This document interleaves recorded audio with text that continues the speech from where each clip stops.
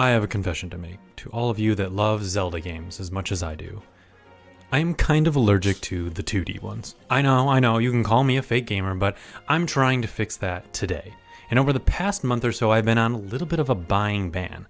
The backlog's just getting too big, fellas, and I'm also pretty hyped for Echoes of Wisdom. So I went and tried out every other 2D Zelda game I could get my hands on and find my love for 2D Zelda, because I know it's in there somewhere, and I just had to give this whole genre of Zelda game another proper shot. But I wanted to make it a little bit more interesting, and I'll be ranking them all based on how much I actually enjoyed playing them in some of the early hours. And now it's a little uneven, as I've played some for like an hour before giving up, and I've played others for like a good majority of the entire game. But with that being said, I hope you enjoy this, and let us explore the second dimension of Link. So here's our little tier list. I have a couple options where I need more of this. That means I think it's pretty self-explanatory, but that means I want to play more of this game, or I have played a lot of it already. The other one is someday, maybe someday I'll try this out, but it's not my highest priority. Not priority means it's basically I want to play these other ones first. And in no way, I'm never going to play this game, probably. And then finally we have Obsolete. So with that being said, let us start with the original, The Legend of Zelda on the NES. So I think this was actually a really good start to the series, and I think Zelda 1 was a pretty good intro to the series, but it can be a little bit confusing at times. This is one of the games that I have played quite a bit before, but I'm going to tell you the horrible offense I did. When I played this for the very first time, I was playing it on like a Microsoft Surface pad thing, or whatever those things that they used to have back in the day were called. That is not the proper way to play this game. So this time around though, I did play it on the Nintendo Switch Online. I think overall this game holds up pretty well for me, but it's also not something that I think I'm going to go back to and play a bunch. I think I have played this game a decent amount already, and I feel like I kind of got my fill for this experience. That being said, I think this game on the NES holds up really well compared to a lot of other NES games. But Zelda is something that, every once in a while, if I wanted that really weird NES open experience, I'd go out and try this game for sure. I think my biggest gripe though, playing all of these games back to back, was they're still doing the little poking style with the sword, and I much rather prefer the more swing that you get in a lot of the other games. And because this game was also a little confusing, I ran into the problem where I did the very first dungeon, had a fun time with that one. I honestly don't have a great memory for what you're supposed to do in this game, so I was just wandering around. I got some hints on how to get over to the far east side and do this puzzle. And for those of you who know, that ends up leading you to, I think it's Dungeon 6, which is this spooky cemetery area, and it's all dark and everything, and it's way before you're definitely supposed to be there. So that, I wouldn't say soured my experience, but it just does show how open this game can be. But with that being said, I'm going to put this in probably a not priority for me, just because of all those reasons. It's something I've already played, and it's not something I'd probably go back into unless I've gotten through some of the other games. And of course, next on our list is the second game on the NES, and I'm gonna already put that in no way. I think my most favorite part about playing this game was just really for the memes and shit, and otherwise I didn't really have that much fun playing this. It's a completely different style game if you've never played it before, and it's just in no way ever going to be a priority for me. But I like to think that they had a lot of fun just messing around with this game and trying to do something a little bit different. Alright, and so next that would leave us with Link's Awakening. I put Link's Awakening DX. This is like one of the most remade games. It has a Link's Awakening, has Link's Awakening DX, and then it eventually has the Switch version, Link's Awakening, on there. But I think my overall impression for this game is just cool. I love the weirdness of this game, and I love Game Boy Color shit so much, because that's the DX version is the one I played.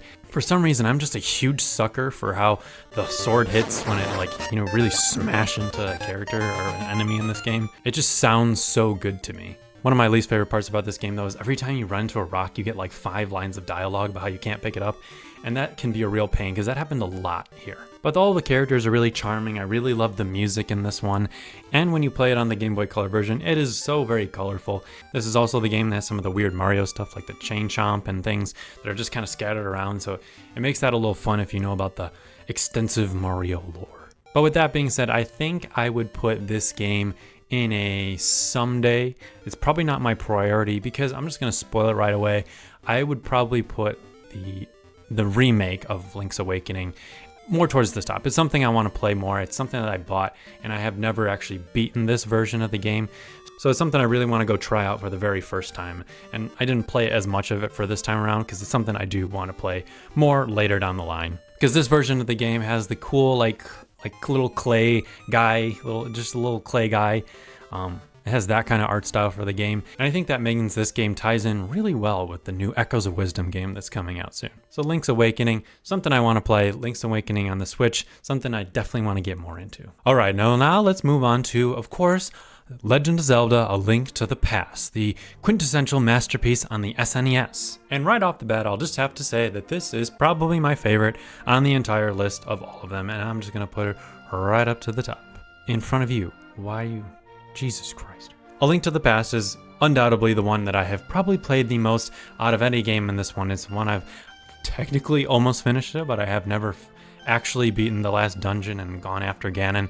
And this time around, I did play enough to get all the way over to getting back into the Dark World and do some stuff there. But this is the game that I think of when I think of 2D Zelda. It's the game I think of when I think of the music. It's the game that I think of when I think of all the pixel art style.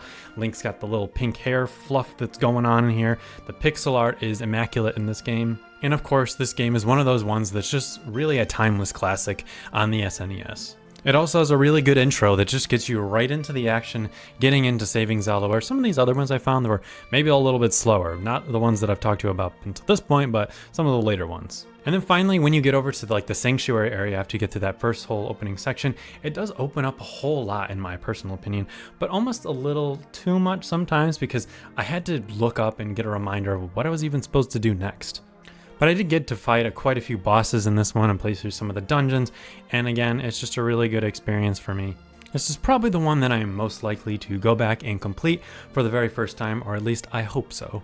But I don't have that much else to really say about this game other than I really do love it, and I think it'd be dumb of myself to not actually go back and finish the entire experience for the very first time. Alright, now we have two more games that are really tied in together, and that is of course Oracle of Ages and Oracle of Seasons. These are two games that are made by Capcom this time, but it still includes a lot of the lovable characters from the Legend of Zelda series, and of course this is another Game Boy Color game, just kind of like a Link's Awakening DX. And right off the bat, that is one of the best things that I love about this game is just that art style and everything. It's pretty much more or less the same that you would get in Link's Awakening DX, but I think it maybe looks just like a tad bit better, and I don't know, something about the sound effects maybe even feel a little bit better this time around than compared to Link's Awakening DX. And these are two games that I had never even tried out before. I had no idea what they really were even about at all. And that was an absolute mistake because I actually really do love these games. Now, if I was to pick one over the other, because I don't know, I know you're probably supposed to play these games like back to back or around the same time as each other, but I think I would probably prioritize Legend of Zelda Oracle of Seasons for some reason.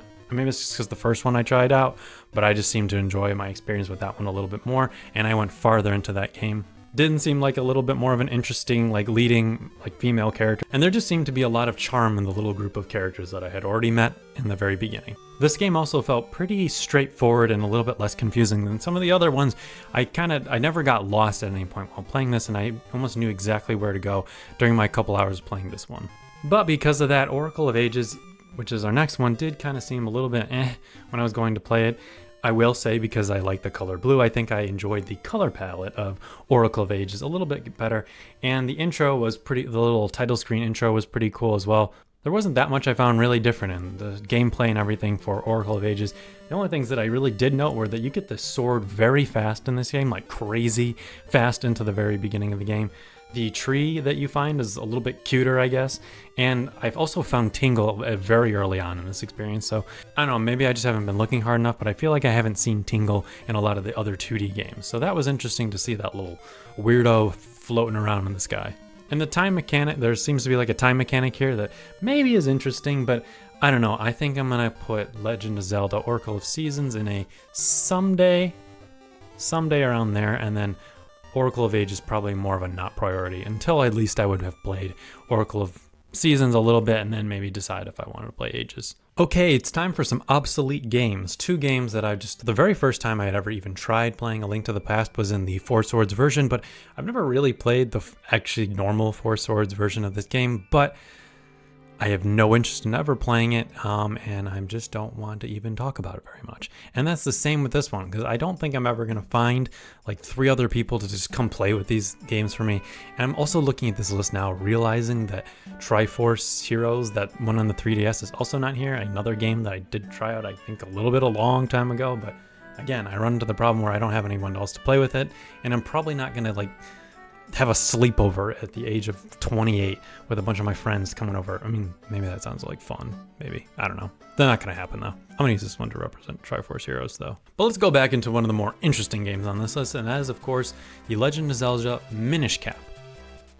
Now, I am a huge fan of Game Boy Advanced art style and Game Boy Advance games. And this definitely has one of the more intriguing first impressions for this game. And I think it's an absolutely beautiful game. Like I said, I love the Game Boy Advance and I'm a sucker for it. I like the addition that you can use R for rolling in this game, because rolling has been a little bit of, I like when you have access to use more buttons that you actually use them. So it's nice that we are actually using R for something here. And I do think the combat overall is a little bit better feeling than the normal Game Boy games. There's a lot more little just cute little noises when they talk, and they're just a little bit more animated than some of the other previous games, which I like that feeling. Again, this is also another Capcom game, if you didn't know that. There's also a very like Chrono Trigger-ass intro to this game where you go with Zelda and you go to this like little fair and you just kind of hang out, and there's a bunch of little games and stuff to do, and it's really cute. As you maybe can tell, I'm just much more excited about this game.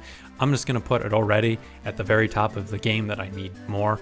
I don't know if it will go over A Link to the Past, but it's definitely one that I really want to get into, because something about it just is getting me going. You'll also get a talking hat. He's just a little guy that wants to sit on your head and trash talk you, but he also allows you to become a Minish-sized little hero. And that's the main gimmick of this game, is you can turn into a little guy and you can just do other little dungeons and stuff, and I kind of like that mechanic here. The first dungeon was definitely a treat, and I enjoyed all the new little mechanics. You get this little blowy thing that just helps you do some puzzles. It was a relatively quick intro compared to some of the other games as well. And the very first boss that you fight is just a funny guy. I don't know. You suck him up, he turns big, and then he slams his head onto the ground. I can relate to that. But I would definitely continue playing this one. It's just good hot stuff. Okie dokie. So we have another little downtrodden section for this entire list. We're getting towards the end, and that is with the Phantom Hourglass and Spirit Tracks. And if you can't already tell by my voice, after talking about something like Minish Cap, these games are going straight into the no way. Now there's 2 reasons for that. One, I do kind of like the idea, if I ever do play more of these games, to do a video on them. And these 2 games are an absolute mess to try to set up on an emulator. Now, I've played actually a lot of Phantom Hourglass in the past on an actual DS, and I don't know, for some reason I thought I remember you use the D-pad a lot more in this game, and you don't.